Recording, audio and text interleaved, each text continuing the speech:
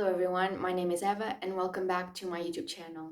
And I'm sorry for the long wait for the next video, and this one might be a little bit shorter than the other ones, but I'm going to be talking about a region in Africa which is called the Sahel region.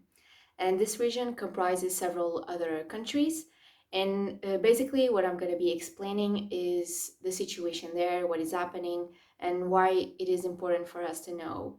I feel like this region is not really talked about, and recently some very important events happened there, so I just thought it was a perfect time for me to talk about it. So let's get started. The Sahel is a semi-arid, vast region in Africa that separates the Sahara Desert from the north and the tropical savannas that exist on the south. So the situation in this region really started to get worse because of the war that was happening in Libya around 2012, especially in Mali. It was because around this time a big refugee flow started to be generated, especially of migrant workers that were returning to their countries of origin. The UN estimates that roughly around 420,000 refugees fled Libya during the war, 95% of those being men.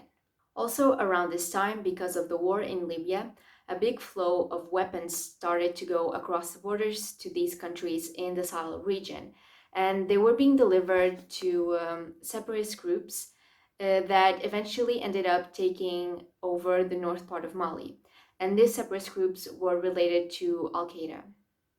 Other terrorist groups have also taken other parts of Mali around time, also other types of groups linked to Al-Qaeda as well, or some others that are not directly linked to Al-Qaeda. So as I said, over time, terrorist attacks just started to increase in this area. And that was not just because of the bigger flow of weapons across the borders. There were many other reasons as well, which I'll explain. Terrorists would take advantage of small conflicts that would happen between different ethnic groups or between people of different regions. One of the main conflicts has been between two ethnic groups, the Muslim Fulani and the Dogon. These type of incidents were neglected for a long time by the government, which just made it easier for terrorists to take advantage of that. And also the lack of security in these local areas was also really low, which just made it easier for the terrorists to take over these areas. In these parts of the country, people are very poor as well, don't have many living conditions. They live off farming and other products that come from earth, and they can't necessarily be against terrorists that just came in and destroy things or take over that part of their home, their region. So that also contributed for the terrorist attacks being so easy to make and these regions being so easy to take over. Also, terrorists can play with people's emotions, their resentment against the government, and this way they can recruit new people and make them loyal this way, make them work for them in order to achieve their own goals. Because these people, many of them are unemployed, they have no money, they feel like the government doesn't help them, and in this way, it builds sort of a really bad relationship, but a relationship where they win the loyalty of people because they don't have support elsewhere. So they just end up working sometimes for the terrorists because at the end of the day, they don't really have a choice. The heads of state of this region, in order to coordinate their actions, created the G5 Sahel in 2014. So this project was formally created in order to work on the regional cooperation and security, development. They aim to work on infrastructure, food, and in order to kind of research the root of the problems in these regions. So more of the ethnic problems and problems between farmers and people, why they were happening and how can they solve them. Because as I said, this was a big part of the problem, and this was a problem that the terrorist groups took advantage of. So if the government can find a way to solve these problems, they might find a way to stop terrorist attacks as well. In regards to security, the G5 Sahel Joint Force was launched in 2017. It comprises 5,000 soldiers divided into 7 battalions, and it is supported by the European Union, the African Union, and the United Nations. At France's initiative, the UN Security Council assured a strong and united support of the G5 Sahel Joint Force with the unanimous adoption of the Resolution 2359 in June 2017.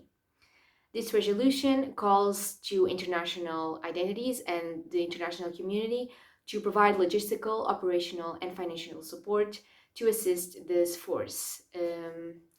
However, some of them have not delivered funding, and unfortunately, this force has proved to not be the solution and has not provided great advantage or great positive effects to the region of Sahel. France is one of the main countries involved, I assume because it was the previous colonial power in this region. And as I've said, many other countries have a lot of forces and troops in this region. However, they are not focusing on Africans and the people that are being directly affected by these conflicts. Instead, they are more worried about the spillage of these terrorist groups and ideologies to Europe and with the security of Europe.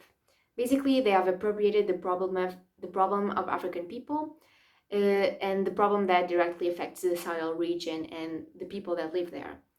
They don't believe that the local armies can be helpful or are capable of solving this problem or even helping a bit solving this problem. The Sahel region currently faces a food insecurity crisis with 20 million people at risk and nearly 5 million children at risk of acute malnutrition. Burkina Faso is another country in this area that has been really affected. However, it is one of the countries with the highest poverty rate in Africa, rating 182 out of 189 countries in the United States Development Program's Human Development Index. The limited presence and support of state authorities has left communities with a lack of security. And a lot of more conflicts have happened because of that. There are a lot of camps of refugees, and they try to protect themselves from these attacks. People are tired and fed up, not only with the conflicts and the terrorist attacks, but also with the government, which they assume and see as a corrupt government. Many civilians have to flee their houses because of the conflicts. This happens in numerous times. Recently, on the 28th of July, the 15-member group that represents this region has voiced their concern about the security and humanitarian situation in Sahel and about the potentially worsening of the situation due to COVID-19. Just very recently, like last week, there was a military coup in Mali. Basically, the military took down the government that was ruling Mali, and they want elections very soon. And they said they did this because they wanted to prevent their country to go into further chaos, and that they do not wish to remain in power. They just want elections soon, and they are willing to cooperate with international entities. Now I'm just gonna be giving you some facts about the region and the unfortunate numbers about the situation that's going on there. So I took most of these data from the UN News website and from the recent update that the UN Special Representative and head of the UN Office of West Africa and the Sahel gave.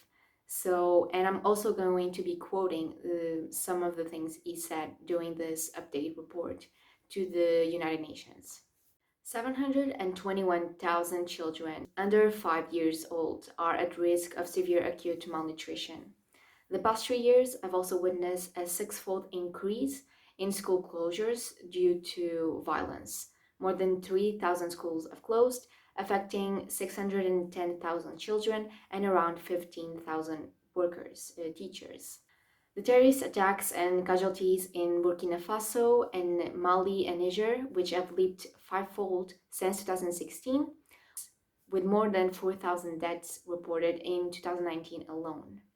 Displacement, meaning people having to leave their homes, has grown tenfold to about 500,000, on top of some 25,000 who have sought refuge in other countries. Terrorism, organized crime, and intercommunal violence are often intertwined, especially in peripheral areas where the state's presence is very weak. So I'm going to be quoting what the representative of this region has said.